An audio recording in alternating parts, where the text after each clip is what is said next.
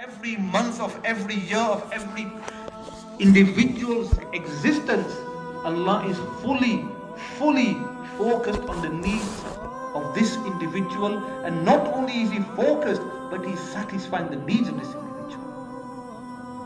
This is the Allah we have to understand. This is the Allah we have to recognize. That how can this be? That 6 billion people inside of this world, each one with a different need, each one with a different requirement. To say it is very easy, to listen is very easy, to even think and ponder of it is easy. But to try and just, my dear respected brothers and elders, grasp the whole concept that 6 billion people, every single need of theirs is being fulfilled by one Allah. That's not including the other creation. Approximately 18,000 creation inside of this world. We are just one. So Allah is satisfying the needs of 18,000 creations at one and the same time. This is the Allah that we have to recognize. Today we have recognized everything of this world, yet we have not recognized the creator of this world. We've recognized the powers of this world, we have not recognized our own power. The fact that through La ilaha illallah, through just saying that, Allah's tawajjuh, Allah's dhyan, Allah's focus is geared towards you and me. The Sahaba radiallahu anhum, they understood this. So when they used to say La ilaha illallah and they used to raise their hands to Allah, when they respected brothers, Allah fulfilled their needs. For them to walk on water became easy. For them to make one airline which would travel thousands of miles became easy. Today, my dear respected brothers and elders, Allah forgive, the development of the world has taken our yaqeen from Allah away from us. For us to imagine how one person can make airline in one country and one Sahaba in another country can listen to that airline, we cannot imagine that. Yet now with mobile phones, yeah, it's possible. Through a radio, yes, it's possible. Yet when we say illallah, except Allah can do this, we think, not sure. This is the yaqeen, my dear respected brothers and sisters, that remove everything from the heart, take away our belief in everything, take away our conviction in everything, bring the conviction in one Allah. That Allah, my dear respected brothers and elders, that Allah who is so great, who is so powerful, who is so merciful, that every single day we disobey Him, we go against His commands, we look at those things we are not supposed to look at, we listen to those things we are not supposed to listen to, we talk about those things we are not supposed to talk about, we desire those things that Allah has told us not to desire. We do not look at those things we are supposed to look at. We do not talk about those things we are supposed to talk about. We do not listen to those things we are supposed to listen to. And we do not think or desire those things we are supposed to think and desire. Yet even then, Allah does not neglect us. Even then, Allah subhanahu wa ta'ala fulfills every one of our needs. So my dear respected brothers and elders, like I said right at the beginning, have we truly understood Allah? Have we really understood Allah? When we wake up in the morning and we go to sleep at night, do we take account of our 24-hour daily life and think, how much of this life that I have lived in this last 24 hours was my doing and how much was Allah's doing? How much was because of my strength and my abilities and my intelligence and my job and my family and my friends? And how much was it through the hukam and the command and the mercy and the grace of Allah? How much, my dear respected brothers and elders, was I really in control of, and how much is Allah in control of? The Sahaba, they understood the du'as that we are asked to pray, the Masnoon du'as over and over and over again. That is to give us the understanding that us, you and me, are impossible. It is impossible for us to control and do anything. Simple example in this current environment and climate, when we pray the dua of safar, when we get inside of the car and we drive, the dua to meaning means that you're in control of this animal, Ya Allah, we are not in control of this. When we are driving and we hit some black ice or some snow and the car veers left and right and we start to worry that I'm not in control, this is what this dua is telling us, that truly you're not in control. We have the best of cars, we are the best of drivers, yet we hit some black ice and we go to the left and to the right. We are not in control. Our life is not our control.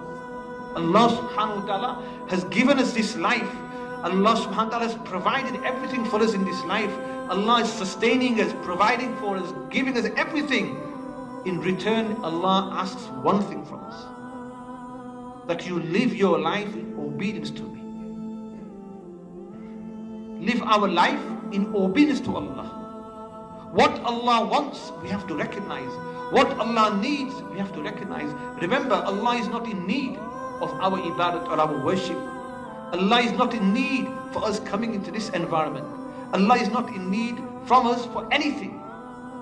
Every step, every breath, every blink of an eye, every movement of our hands, every step that we take, every word that we speak, everything that we hear, every thought that we have, every beat of our heart, we are in need of Allah.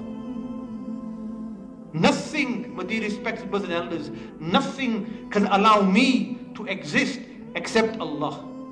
The doctors, the professionals, the experts, the specialists are incapable if Allah has decided that this person's life is going to end. All the machinery, all the education, all the studying, all the experience, all the expertise, everything is present. And if Allah has decided that this person is going to leave this world, nothing can change that decision. And yet a person, he's at the throes of death.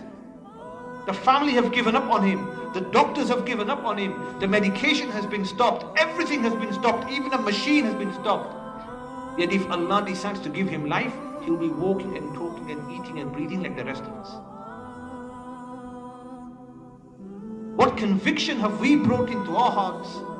What belief have we brought into our hearts? What reality have we got inside of our life? Is it the reality of the world or the reality of the hereafter? Is it the reality of creation or the reality of the Creator? Is it the reality of dunya or is it the reality of akhirah?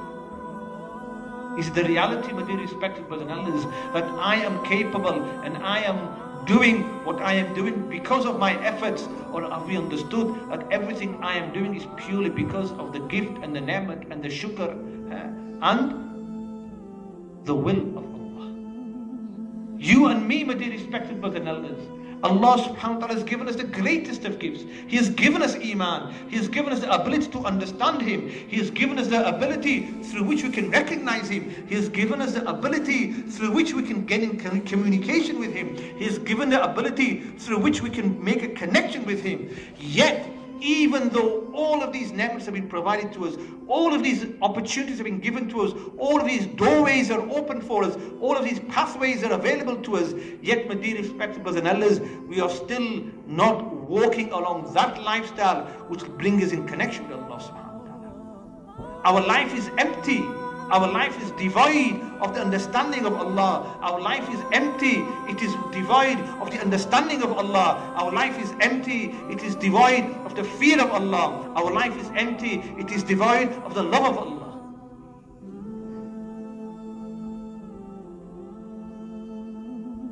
Jannat and Jahannam Allah has created, which will be the decision He will make when you and me go back to Allah subhanahu wa ta'ala. Whether we enter paradise, whether we enter Jahannam, that is a decision Allah will have to make, dependent on what? Dependent on the condition that He gave us in this life, which was how and when and in what way do we live our life in obedience to Allah subhanahu wa ta'ala. Everything inside of our life, with respect, is a gauge of our love of Allah, is a gauge of our connection with Allah, is a gauge of our dependence on Allah, is a gauge of our awareness of Allah, is a gauge of our fear of Allah. Everything that we do. Look at every action inside of your bodies. Look at every action in your 24-hour daily life. Realize what it is that is driving you to do this action. Make yourself aware of what it is that is pushing you towards a particular pathway. And then you will start to realize that the life we are living, that life, my dear respected brothers and elders, we are living devoid of the awareness of Allah. How often do we spend a whole day and yet we have not once thought about the greatness of Allah? We have not thought how many days, hours, minutes have gone by, and yet we have not thought about the fact that one day we're going to go 6 foot under the ground. How much time has passed away, yet we have not thought, what will I stand tomorrow on the day of judgment? What will I stand in front of Allah subhanahu wa ta'ala with? What will be the deeds that will be read out from my books? How will I be able to convince Allah that I lived a life of obedience? In the world, I had the ability and the gift of the gab to work my way out of all different situations. But tomorrow on the day of judgment, when this zaban, this tongue of ours, will be given no power of speech at all, what will we do then? When the rest of our body will start to give account of our life, that very body that Allah has given to us as a gift, as a loan, that very body that today, instead of using these ni'mats that Allah has given inside of this body to fulfill the commands of Allah, we are using that very body to break the commands of Allah. Those legs that should be using to make effort for the deen of Allah subhanahu wa ta'ala, we're using those very legs to move away from the deen of Allah subhanahu wa ta'ala. Those hands that we are supposed to use to hold things in the way of to please Allah subhanahu wa ta'ala, we are using those very hands to do things which are displeasing to Allah. Those eyes, those ears, everything, my dear respected brothers and elders, will speak tomorrow on the day of judgment. We will not be able to control, like when you have pins and needles and you want to try and walk, you want to try and make your leg move in a particular way, but you're not able to move that leg. You want to move your hand in a particular way, but for a few seconds you're not able to control that hand. Why? Because of these pins and needles. In the same way, tomorrow on the day of judgment, my dear respected brothers, we will try to think mentally that why, how can I stop my hand or my leg or another part of my body from talking, but we will be incapable of stopping them. What will happen on that day, my dear respected brothers and sisters, when the book of deeds will be opened in front of Allah subhanahu wa ta'ala? We will have no one but ourselves to blame. Today we can blame 1,000,000 people because of this and because of this and because of this. Tomorrow, my dear respected brothers and elders, we will have no one to blame. When the Prophet ﷺ came into this world, my dear respected brothers and elders, we know the situation of the people, steeped in ignorance to an extent where even in this day and age, if a group of people were living that sort of a lifestyle, the whole world would be in uproar. The whole world would be in uproar. How can such a group of people reside amongst us who've got such habits, such ways of life? Yet, my dear respected brothers and elders, the Prophet ﷺ came amongst these people. Slowly but surely, he made effort upon these people. He didn't change them physically. He didn't change their outward appearance. He didn't do anything of that sort, with due respect to us. What he did was he made effort on that one piece of meat that we hear from our ulama over and over again, which if that is made correct, then the whole body and every action that emanates from that body is also correct. That is the heart. Slowly but surely he made effort. He made them understand. What did he make them understand? That these 360 idols that you have inside of Kaaba, they are not worth anything. He made them understand that your conviction in the statues that you're seeing are not worth anything. Bring your conviction on one Allah. Bring your conviction on that one Creator. Bring your conviction on that one Sustainer.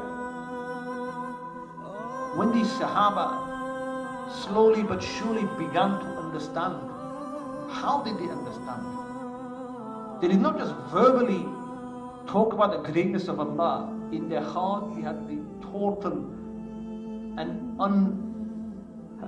untenable conviction in that one Allah, to such an extent, my dear respected brothers and elders, that if it meant they were ready to sacrifice their families, if it meant that they had to sacrifice their businesses, if it meant they had to sacrifice their own wives and children, if it meant they had to sacrifice their best friend, if it meant they had to sacrifice the company of the Prophet ﷺ, they were prepared, as long as it was pleasing to Allah subhanahu wa ta'ala.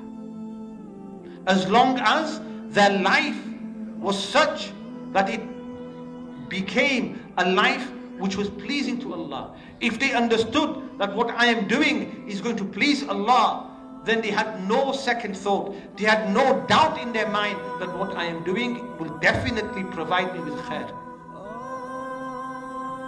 Short-term loss will give me a long-term benefit. But dear respected brothers and elders, these companions of the Prophet ﷺ, they took it upon themselves that La ilaha illallah means that nothing can come between him and the command of Allah. Nothing can come between them and the will of Allah subhanahu wa ta'ala. And they saw this in the practical life of the Prophet ﷺ. They did not have to look at anybody else. They saw the example of the Prophet ﷺ. They saw that every single thing he did, every word he spoke, every step he took, every action that he did was in total obedience to Allah subhanahu wa ta'ala, was in total conviction with Allah subhanahu wa ta'ala. My dear respected brothers, because his example was in front of them, for them to live that life became very easy. Yet, they did not live their life because of the Prophet ﷺ, they lived their lives because of Allah. So when the Prophet left this world, the Sahaba went from strength to strength. When the Prophet ﷺ used to give them a command to go to different parts of the world, they would go to different parts of the world. Yes, their hearts felt that, yes, I will no longer see the beloved Prophet ﷺ. Hazrat Mu'az, when he was sent to Yemen, and he says that the Prophet of Allah was taking me on my animal out, as was the sunnah, he was taking me out and giving me nasihat. And towards the end, when he was going to return back to Medina and I had to carry on my journey, he said, "Oh Mu'adh, may it not be," to this meaning, "Oh Mu'adh, may it not be that when you return you will find me, but you'll find my masjid and my grave."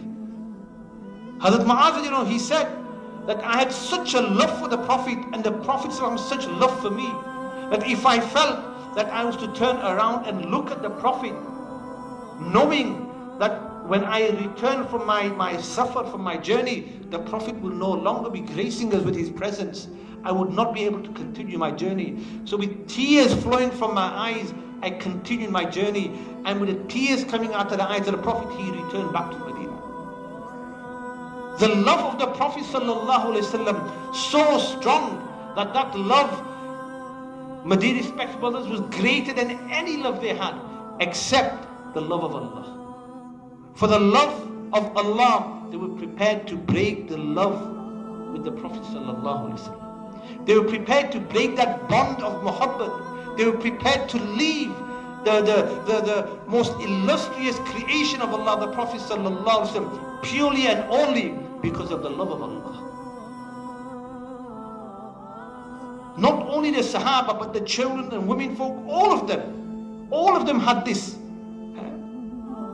That all of their loves, all of their muhabbat, all of their connections, they were prepared to break for the connection with Allah subhanahu wa ta'ala. Everything they were prepared to sacrifice, but one thing they were not prepared to sacrifice was their connection with Allah subhanahu wa ta'ala. Everything they were prepared to leave, one thing they would not leave was Allah subhanahu wa ta'ala. They would go hungry, they would go thirsty, they would go without their family, but they would not go without Allah. This Allah, my dear respected brothers and elders, who took these companions, elevated their status, and made them an example for you and me today. The ulama, they tell us that in the Qur'an, Allah is telling the people of Iman, not anybody else, that all people of Iman bring Iman. We are deened out today, we pray our Salah, we pray our Qur'an, we do our dhikr. But what conviction do we have in Allah?